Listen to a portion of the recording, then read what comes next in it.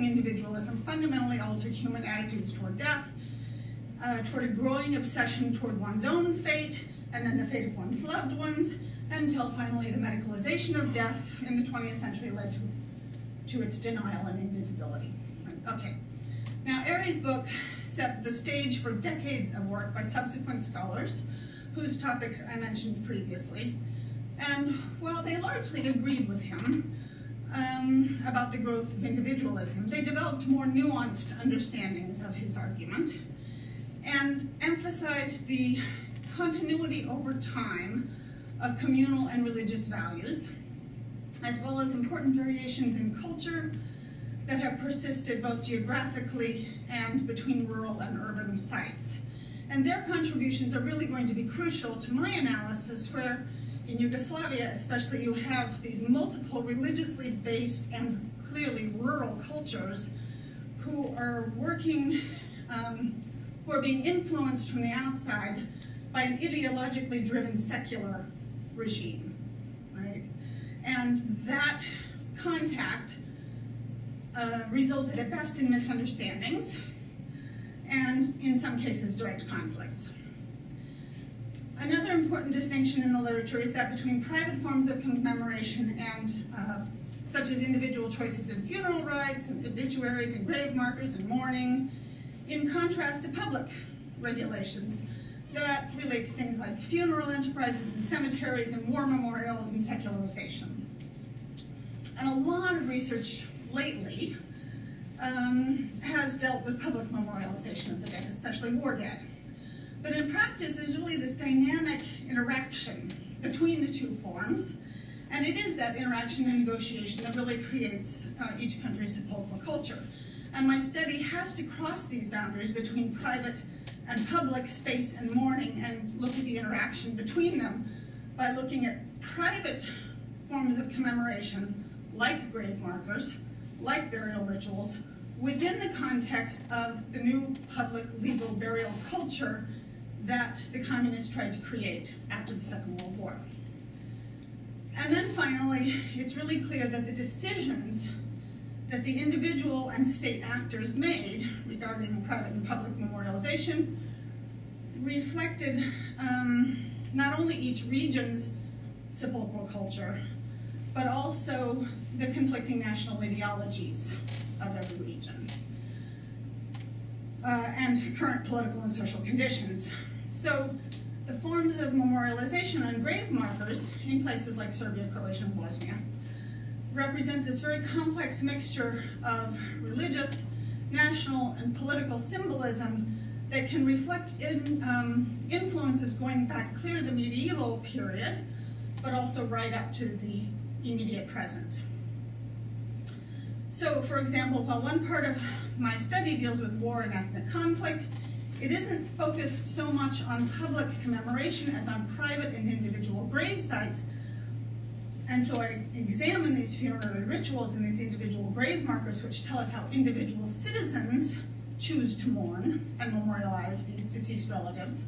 But those individual graves are mostly, of course, located in cemeteries, which are public spaces, and which are subject to the laws that the state has chosen to impose on these public spaces, so then I have to look at state goals for sepulchral culture. There just isn't any clean boundary between them, right? That's the point. Each side is influencing the others, and the decisions are reached through these series of complex and sometimes contested negotiations. And that then, finally, leads us to the paper that I actually have, for which I examined grave markers of deceased soldiers and analyzed them as private and public forms of commemoration which were influenced by both the extant sepulchral culture and by national identity, by the national ideologies of each country. Now, for those of you, probably most of you, who don't actually work in this field, I want to just give you a very brief reminder about that war, the War of the Yugoslav Dissolution, who and what it involved, because I will make references to it, of course. After the fall of communism in the Soviet Union and elsewhere, Yugoslavia disintegrated into this course of bloody civil war, right? So tiny Slovenia leaves the Union first, gets out basically without a shot. Then Croatia declares independence, leading to some very nasty, vicious battles in the fall of 1991.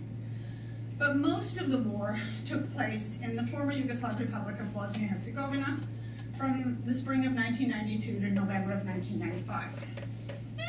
Because Bosnia-Herzegovina had itself been a multi-ethnic republic made up of Serbs, Croats, and Muslims, the war was officially amongst those groups to decide whether it would remain in Yugoslavia with other Serbs or break off and establish independence.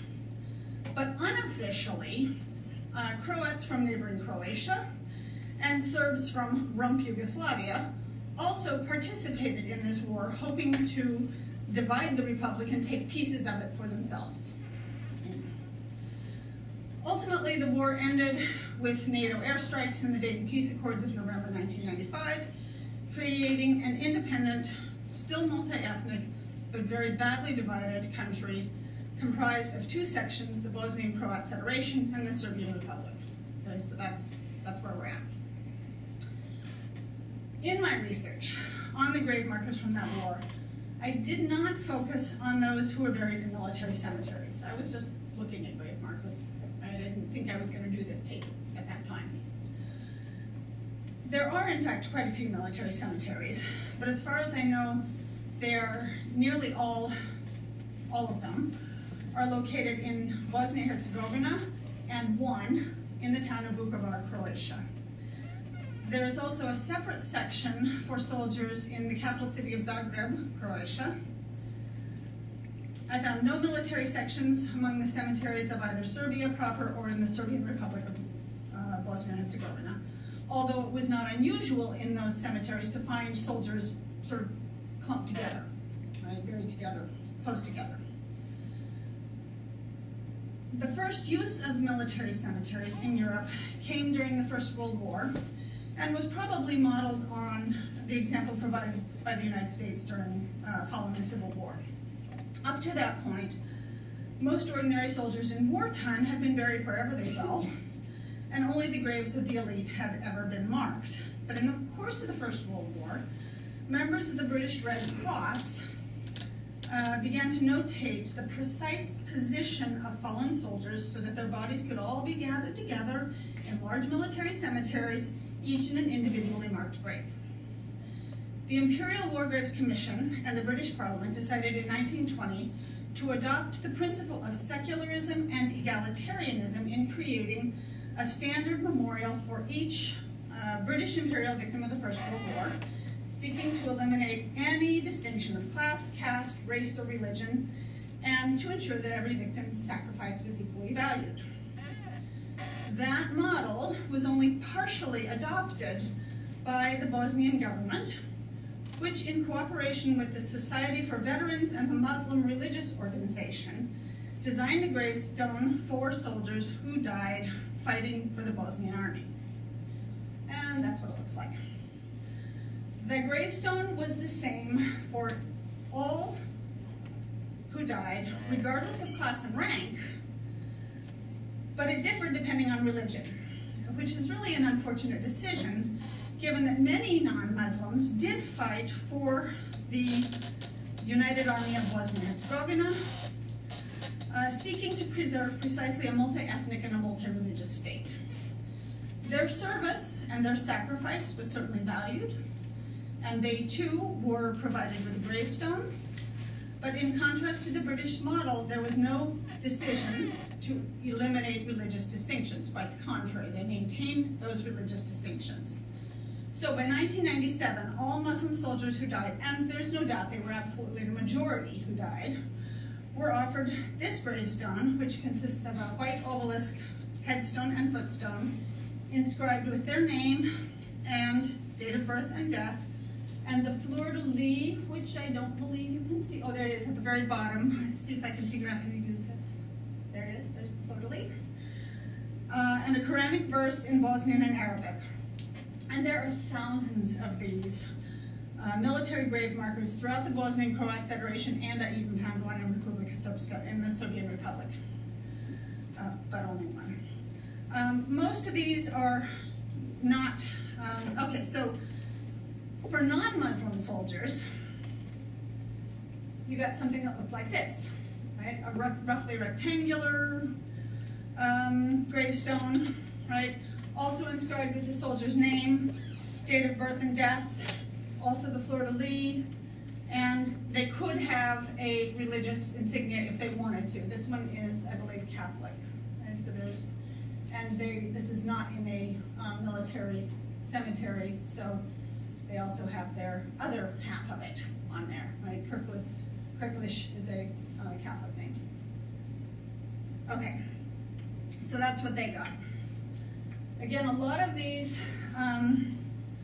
most of these grave markers are probably not in military cemeteries, but there are then a lot of what are called in Bosnia shahidsko mezarija, and these translates as cemeteries of martyrs for the faith. And they are located throughout the Bosnian Croat Federation, where soldiers of the Army of Bosnia-Herzegovina who died in the war are buried. And there are, in the early 2000s, according to one statistic, there were 154 of these just in the Sarajevo district alone. And this is the one in Travnik, the most famous one, perhaps, the Shahidska Mezarija. Given their Muslim title and reference to martyrs for the faith, you wouldn't really expect to see non-Muslims buried in them, but I did find a few, although not very many, and there were two in this Travnik, Shahidska Mezarija. So here's one. This is a Serbian name, but you will notice that there is no religious marker on it actually at all, and not even the fleur-de-lis. But he is in the Muslim Shahidska Mezarija, so he clearly chose to be there. It's probably, right, there's no religious marker on it. I don't know for sure why, but you know, I would argue that a Shahidska Mezarija is by definition a Muslim cemetery, and that they are not willing to, they're willing to be so tolerant as to bury a non-Muslim in it, but not to have non-Muslim religious markers on it, right, within the cemetery.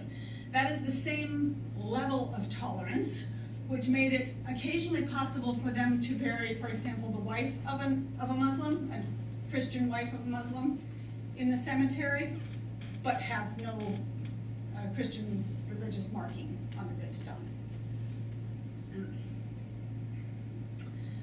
Nonetheless, the overwhelming impression of all Muslim cemeteries, despite occasional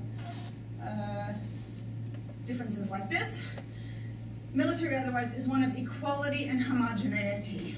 Everyone appears as a sea of identical white headstones and footstones. If you walk among them, you can see distinctions. There are differences between them, but they're pretty minor, and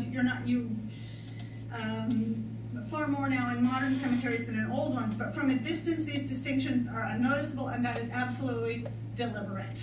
And according to Islamic law, grave markers should be nothing other than simple, uninscribed stones, lacking even names, dates, or religious symbols.